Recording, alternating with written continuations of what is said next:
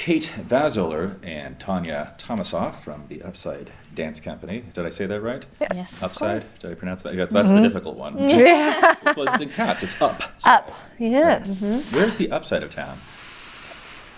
Well, it's a conceptual thing. It's a conceptual thing. There's a couple of reasons. There's a couple of reasons. I mean, the first one is probably that's just us. That's Tanya and I. Upside of life. Yeah, we kind of tend to be, we're pretty sunny people. We choose to look at the upside of life and kind of live that way. But you came on the show. That's interesting. We're bringing you. I had no idea. Right. And also up, California, we're at Healdsburg, Sonoma County. Up into the side of California. Okay. Yeah. Very clever. Well, you guys both of you have really extensive backgrounds in dance, but it wasn't always dance, was it? Where did you guys start? I'll go first. Yeah. So I started early, and actually we just discovered recently that our first ballet class or dance class ever we took together when we were 4. And Fate. Yeah. Yes. But then we went on our separate paths, and she'll talk a little bit about her path. Okay. But I went a little bit more the theater route. So And are you natives to yes, Sonoma County, both or? Healdsburg girls. Really? Okay, Yeah. cool. We did. Yeah. Healdsburg High School. Yeah. Yay, go Greyhounds. Yeah. And so I went more the theater pathway. I got my undergrad in theater and dance and costume design. Okay, where was that? At Cal Poly in San Luis Obispo. Oh, love that school. Right. Yeah, it's fantastic. And then went to New York and studied there and was on off-Broadway productions and did a lot of costume design there. That's huge. Yeah, Right, yeah, yeah. And then went back and forth to the Central Coast, and then went to London. I was in an African contemporary dance company there. Of course.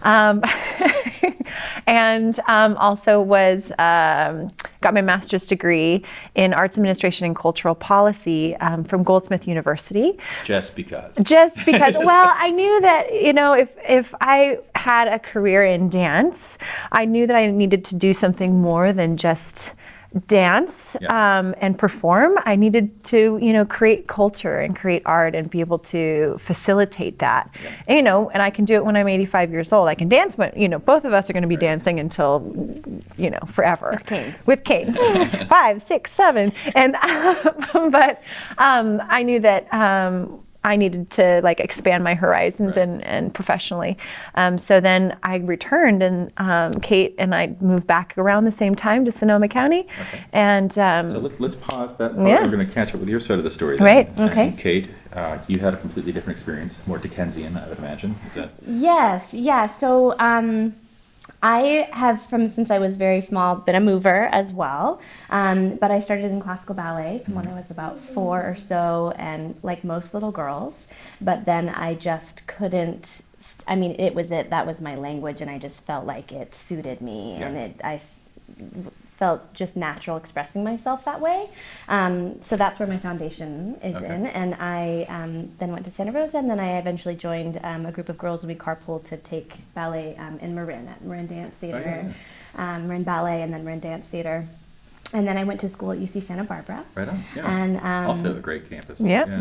I am so thankful. It was a really great experience. I didn't expect to major in dance there, but had other interests, history and global studies. But then I auditioned for the program, and I just was like, "Yep, this is what's been missing." Right. And that's where I found modern dance and kind of the groundedness of the floor, and kind of how dance can express real life and the grittiness and the raw aspect of it. And then subsequent to that, you had, again, sort of a really broad experience traveling and that kind of stuff. And it's curious to me why you both came back and why you decided to start Upside here, because you could go anywhere.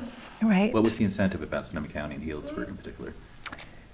Well, we both kind of just found ourselves back at our roots. I was living in San Francisco previously, and Tanya was at Goldsmith, and I was getting I need to go back and kind of connect with nature again and be close to my family.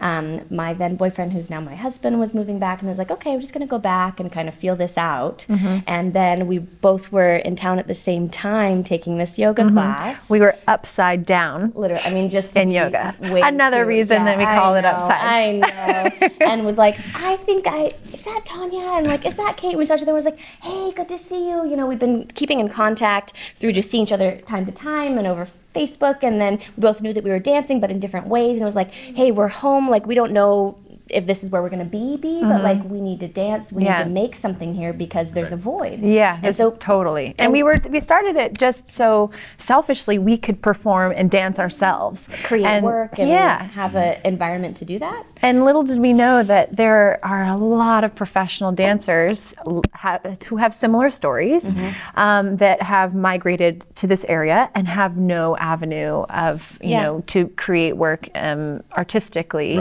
like we are doing right now. Have performance opportunities. This concentration of professional dancers here, right? You have started a professional company by dint of that, right? Is it sustainable in this environment? Do we have the sort of support for the arts in this part of the county, or in the county in general? Then can we compete with San Francisco, or are we competing? We feel, I mean, it's been a really pleasant surprise. Because honestly, when we started, it felt really like an experiment. Like, we're here, we've got nothing to lose. We started driving down to the city to San Francisco, and we were taking class there from people that we love. And then these conversations started happening in the car. And we're like, let's just try it. And we started sort of small, performing at this wine bar where I work. And then people started coming out of the woodwork. Dancers, I've been waiting for something. I don't have time to drive to the city. Thank goodness you're teaching class now. And we've discovered that when you put things out here, we tend to always have this viewpoint of like, we'll see, like nothing, oh well, if it doesn't work. And it's like, we get this amazing support back. So I would say yes. Absolutely. That's great, and I wasn't trying to be challenging. I just think this is a concern of mine. It's a great question. And we've been... Because we started out 2, and now we have 18 dancers in the company. It's a huge company. It's huge. And it expands and contracts as necessary for performances. No, it's a great question because we honestly didn't know to begin with, and we've just been so pleasantly surprised by there's so much art in this, and we've just learned more and more about that and made a lot of contacts. So speaking about art, I was particularly into Newsies. I think we have a clip we're going to see in a little bit. As a newspaper man myself, I'm drawn to the nomenclature, but the dance is really cool. Can you tell me what the genesis of that was? It kind of set up the clip? Yeah, absolutely. This is a piece of music that I've been wanting to kind of create something to for a long time, but it's part of the music is from the Sting soundtrack.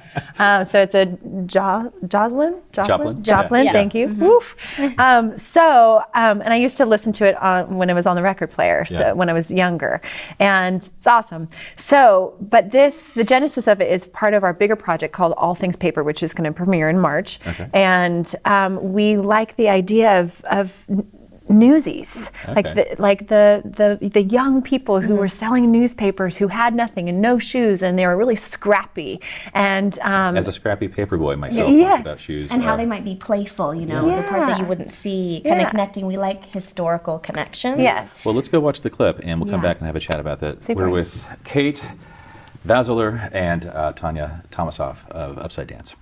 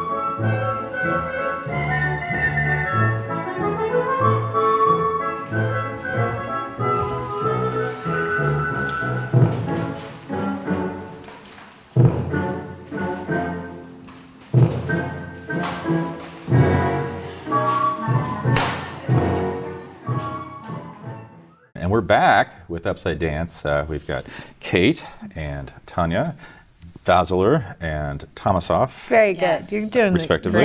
And we just watched Newsies, part of your new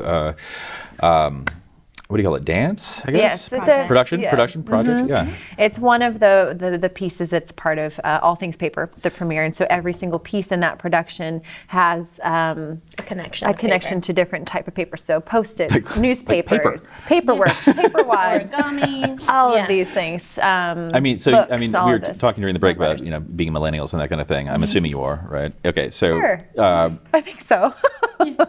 Okay. You're ageless. Okay, classic. you're ageless. But like newspapers, paper, you grew up in the era, I'm assuming, where paper had kind of waned. And now you've turned it into this fetish object that you're celebrating in this production. Absolutely. I mean, we wanted to dive into something that was really tactile. I mean, there's a piece that I think later that you might be showing and sharing. It's called Paperless World, and it's about the transition into something really tactile and really comforting to us, both of us. That's how we figure things out and make our to-do lists. We're and a little old-fashioned, I suppose. Yeah. We love paper and writing things down by hand. We use Post-its, and when we get our computer out, it's like, okay, we need to do this, but we prefer the tactile. Yeah. Do you think that's something that's endemic among dancers, because you're in your bodies a lot? And Perhaps. Yeah. Perhaps. Yeah, definitely for us, Yeah. and definitely for many of our dancers who are also artists and studio artists in different ways. All of our dancers are very dynamic and a vast spectrum of different qualities that they bring to the table. Yeah. Well, about those dancers and what we just saw in Newsies, what qualities do you look for when you're bringing people into your company? Yeah, good question. Great question. We're really very specific. Yeah, it's very, we look, I mean, if you saw our flock, we kind of call it our flock. We kind of call ourselves We're the goose. We're the goose mamas of our flock. And it's a very broad spectrum of dancers. So we look for a solid foundation of technique. Okay. But within that, we have dancers who have a foundation of ballet technique or jazz or someone. Oh, so it's any theater. technique. Well, yeah, and we don't discriminate per se, but they have to have that strength and that stability. And then we kind of like that everyone has their own personality. Absolutely. And that feeds into in class. And then in rehearsals, a lot of times we'll be doing something and someone will do something different that's their own, and then we'll grab that. Yeah, because the way that we work, it's not like, okay, we can give you a whole bunch of vocabulary. Right. But we have our own vocabulary. I was talking to somebody about it the other day, and we were saying words like, okay, and awkward unicorn over here, flick flack over here, and voix shoom. And so people in our company have become known to our own language. Right. And we play to our dancers rather than our dancers play to us, and it's a little bit more of a conversation because we're going to create the piece for the people we have. Right. Because Keeping their strengths. keeping their qualities strengths in and mind. keeping the box of crayons genuine to who they are. Exactly. And I think that's great, but I wonder, does that compromise your vision sometimes? Is there ever a performer or performance where you wish they could reach further, and do you push them? Oh, we We definitely always push them. Okay. And good question. It's kind of like our vision is born from who our dancers are, in a sense. Of course, it's like it kind of, the seedling is between the two of us, and then as we start developing it, so it comes from us and our connection, and then we're like, and you know, this dancer would be like, oh yeah, that's so this dancer, we can really see, okay, that'll be that person, so it's all woven together. That being said, we do come up with some crazy things that we're like, yeah, that feels so natural, and then we'll do it in class, and everyone will be like, what? and that's where the challenge comes into mind, and we don't shy away from it. We say, like, this is how we do it, we're gonna work, we're gonna figure this out. And the things that are really difficult for us, we say we're gonna do it anyway. Okay. Yes, absolutely. Just to stretch to Absolutely. Okay. No, I mean, Challenge and because grow. and then the way that we normally perform and create work, we are used to taking dance to unconventional spaces. So we're used to pushing the boundaries, the envelope, the box. We're used to pushing out those lines And you for our literally dancers. perform. Do you do specific work? I know you've performed We at love Shed to do before, that. which is a great place to perform. I'm Yes, sure. yeah. Yeah. Healdsburg Shed is Expensive treehouse. We amazing. love it. Yeah, it's great. Yeah. But we've performed in all kinds of places. The wine bar, that's where we first started dancing. But we're invited back every year to do that. And one time we had 10 dancers, and we didn't have room in our 10 by 10 performance space. Oh, wow. So we strung one up on the ceiling in a climbing harness. In a climbing harness, Tossing her around, and we created feathers dropping from the ceiling. So we really expand the space that we do have. And you keep the dialogue open with the creation of the work so that you can use elements that present themselves. Yeah. It's So the great. environment is think of. the environment is a choreographer in itself. You have to play collaborate with to the it. environment. And then speaking of collaboration, how do you guys work together? I mean, obviously you Oh, have the a rapport. best. But is it a knockout, drag out kind of fight, or is it? Oh heavens, no. Okay, No, never No. that. I think it's pretty different from how a lot of people, if there's co-directors or a board. I mean, you don't work with John Moran. Like, by the end John of the day, we're usually... We've had a great time interacting and collaborating. He's given us some great ideas. Are you psychic yet? Are you Lennon and McCartney? Do you have that kind of like connection? Or Sometimes yeah. we do, and I think a lot of times when there's a partnership, it's like okay, I'll take this piece and you take that piece, and alternate. But what we enjoy, and I think what our most kind of authentic and flourishing work comes out of is when we kind of just always get in the space together. And it'll be like, oh, I had this one idea and it feels like this, and the person will be like, okay, cool, that's neat. Now what if we take that and then go to this next point? So it's really like we're finishing each other. Right. The words kind of are made from both of us. Yeah, absolutely. And one person will lead, the other person will follow, and then vice versa, lead and follow, and it's really kind of and then it's because that's really at the core of who we are. Right. We really definitely bring that aspect to expand to other choreographers, other collaborators, and things like that. But when we choreograph, we really value the time that our dancers are here. So it's not like a professional dance company where it's like, oh, that's our 9 to 5 and we all show up. It's like, no, people have really carved out precious time away from their families or their husbands or their jobs or whatever to all gather. So she and I really do our homework. So we have it all planned out. So when the dancers arrive, they arrive prepared and we ready for prepared them, as That's well. really great, and it reflects in the work too. So let's look at the next bit of video we have here. It's also from Paperless World. What are we going to see next? It's called Paperless World. Yes. Oh, that is Paperless World. From the project All Things Paper. Thank you. Yep. Right. Yeah. Okay. Well, let's go to that and check that out and have a great. chat about Ooh, that. enjoy. We're with Upside Dance, Kate and Tanya, and we'll be right back.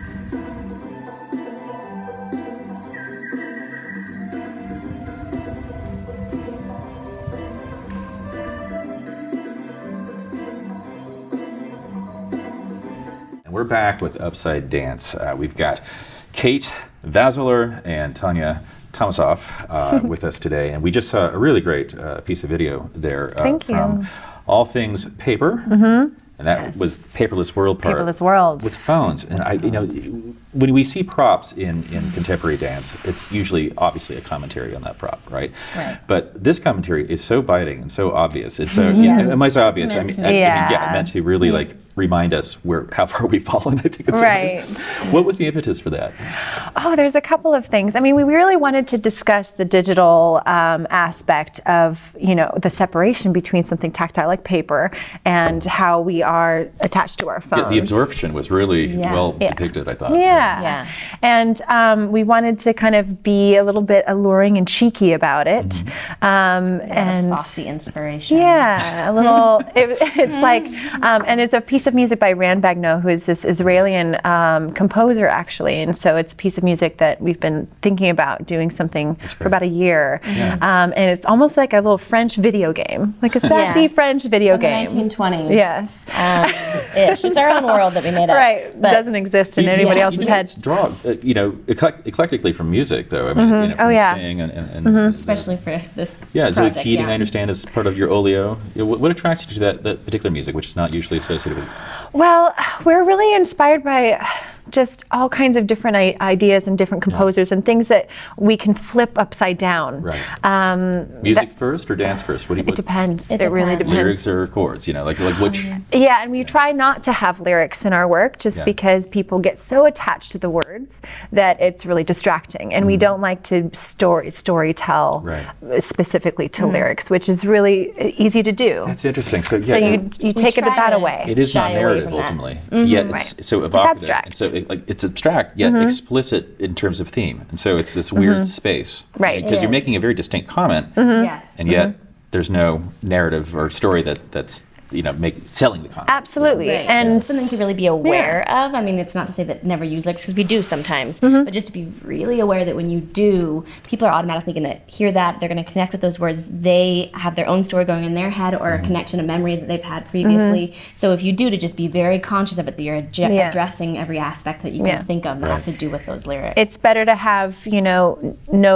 it's better to have just a sound of raindrops and things like that, and then people can just kind of dive into the world and interpret it the way they want, rather than having a strict definition. And this is very smart, innovative work in the sort of context of Sonoma County at large, and sort of the hierarchy of the arts here. Right. A lot of coverage for theater. It's really privileged for some reason. There's a lot of visual arts covered because there's a lot of visual artists. Where do you think dance falls in that space, and particularly your kind of dance, which is really new, I think, for the county in some ways. So dance in general, I think in the United States, does take a lower little strata down here when it comes to arts. And in Sonoma County, it's changing, I think, because we're really pushing hard to... I think you're changing it. Yeah. Thank you. Yeah. Do you feel you've been embraced by local media, or and I know you mentioned something during the break about working with Creative Sonoma. Yes, Let's that was a huge honor to get to work with them. We... I think that it like surprises us when people kind of notice and are just like, wow, you really opened my eyes. And it's like, we did. I mean, we're just, we're just being being pure to ourselves and making this work and taking such kind of pride in making this environment for these local dancers and these beautiful dancers to come and share space and move with each other and making things from our heart. And so when people say, oh, I really, something new, it was like, oh, great. Then it's encouraging in a whole new way. Yeah. And we're also like trying to keep the integrity of the work at the core, because if we are just going to be entertainers, that's a totally different thing. Yes, when you come to see our show, you are entertained. But you're artist first. But we're artists first, and that's the most important thing to kind of keep high. Let me try a scenario on a winery, a known brand, comes to you with a commission. How do you handle that? They have a vision. Maybe it's probably it's terrible because marketing thought it up. But would you take that kind of job, and how would you work within it and not lose what you are doing? Good question. I think it depends. I think that first and foremost, it would need to be in line with who we are as Upside. I think that we would not sell our souls to a brand that was like, yes, and then there's feathers, and then you're bouncing and then a we're ball, dancing and then with wine bottles. It's like, no. Cut to the wine bottle shop. No. But if they were, I think the main thing is if they were open to it being a collaborative thing where we could, and something that we could feel honorable and proud about, and that it would extend and continue our vision as Upside, then we would consider it. But if it was something just out of left field and just entirely for the benefit of theirs, I think that wouldn't be authentic to who we are. And it's this is always a little bit of a debate that happens, that the money and the art, Sure. And that's the reality of it. kind of where's that? Where does it intersect? I mean, it's always been like that. The it intersects in patronage. entertainment. That's the average. Yes. Right. Of the two. And what do you do? Do you, as an artist, do you say, okay, yes, you're giving me money, so I'm going to create what you have in mind, but they're not necessarily the artists. Yeah. I think you're supposed to take the money and run. You take the money, you turn your back, I know. you do the work. Sure, paper money. It's another aspect of paper. Do you have paper money in your paper show? Sure, we'll add it in there. Not exactly. Contracts? Yeah, it's a good question though, because it really is, I mean, we're in the real balance. world, and you have your livelihood in order to kind of continue to live your life, pay your bills, all these things. And so carving out time for this, you have to find a balance, but I think that we would do our best to have it still kind of go in line with our vision, and we wouldn't want to compromise who we are. That's great. And speaking of vision, what's next? Well, I mean, not literally now, but what's next? Well, our next show is All Things Paper, so that premieres in March 2016. That's great. And we've created, we've had some very interesting things happen to us in this particular project of our venue all of a sudden not happening, because we were going to create a theater in a warehouse stage and create this giant library, basically. Yeah, so thinking deep into the future. I mean, deep in the is that future. the idea, is to get your own venue for the studio or for the performances? Ooh.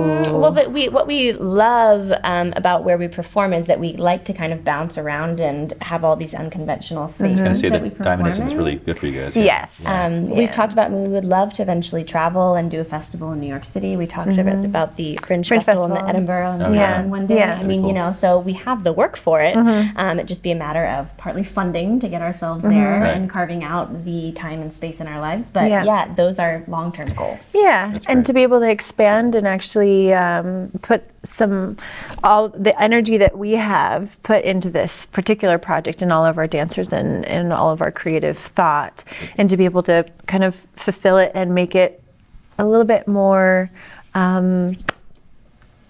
financially stable. I don't know, like for ourselves, because we dive in and full heart, and so I'm absolutely confident you will pull this all off. Where can my legion of people find you? Yes, so we are in Healdsburg, California. and Online, though, I'm thinking. UpsideDance.com. Walk yourself down Center Street. Yeah. So we have our website is www.upsidedance.com, and you can find everything that we're doing there. Yeah, we also have a History, Facebook present. presence and that's YouTube it. presence. Good. And of course you do. Yeah. if you haven't already seen us dancing through the streets, and If you just Google Upside Dance, that's where our website and our Facebook and our YouTube. Yeah. There we go. Upside Dance. Well, thank you both for coming. Thank you for having Kate us. Vazzoler Yes. and Tanya Tolmasoff from Upside Dance. Really, come back, Thank please. you so much. Please. Yeah. Thank you. Absolutely. Thank you. Good. Cool.